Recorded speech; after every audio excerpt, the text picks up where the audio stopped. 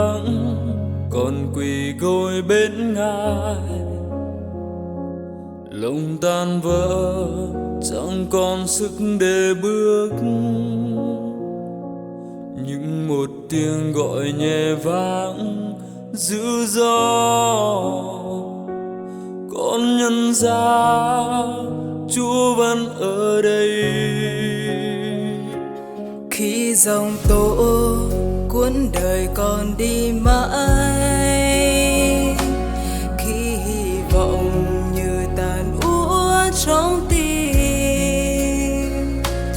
tình yêu Chúa như dòng sóng khô cạn vẫn dìu con qua những lối mòn.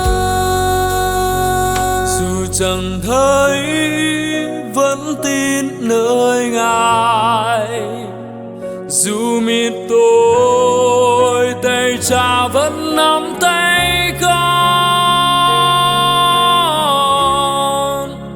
Chúa vẫn ở đây giữ những đổ vỡ. Chúa vẫn ở đây giữ những giấc mơ. Khi con lặng im, Ngài vẫn thi thơ, tình ta không rời xa con bao giờ. Chúa vẫn ở đây trong nước mắt rơi. Chúa vẫn ở đây khi tiếng rối bời. Tình Ngài bên lâu chẳng phải mơ đâu.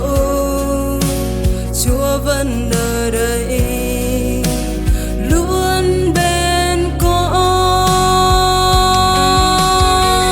Ngài không bỏ đi, Ngài không đổi thay, dù con thân hứa bao lời. Ngài vẫn chờ con giang tay ôm lấy và chữa lành những vết đau.